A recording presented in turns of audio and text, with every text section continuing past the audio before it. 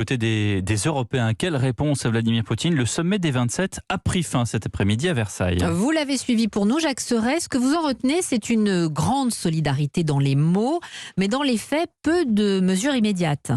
Absolument. Dans une déclaration commune, les 27 États membres estiment que l'Ukraine fait partie, je cite, de notre famille européenne. Mais concrètement, une seule mesure de court terme a été actée. Le doublement de l'enveloppe utilisée pour livrer du matériel militaire à l'Ukraine. Elle va passer de 500 millions d'euros à 1 milliard d'euros. Pour le reste, ce qui a été décidé durant ces 2 jours, c'est un calendrier, une feuille de route pour poser les bases d'une plus grande souveraineté européenne, notamment sur les questions d'énergie.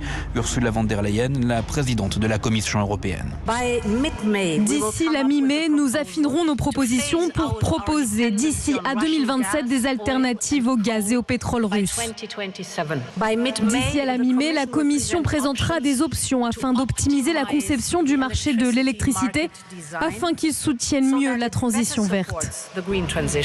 Ursula von der Leyen qui annonce un 4e paquet de sanctions contre la Russie, mais sans préciser lesquelles, ce qui n'empêche pas Emmanuel Macron d'annoncer des sanctions massives si rien ne bouge. En fonction de l'évolution des événements sur le terrain, nous n'excluons rien. Et je peux vous dire ici, j'ai la certitude, si les choses continuaient sur le plan militaire, que nous prendrons des sanctions nouvelles, y compris des sanctions massives. Mais avant d'en arriver là, le président français espère toujours un retour à la paix, à commencer par un cessez-le-feu. Jacques Serret à Versailles pour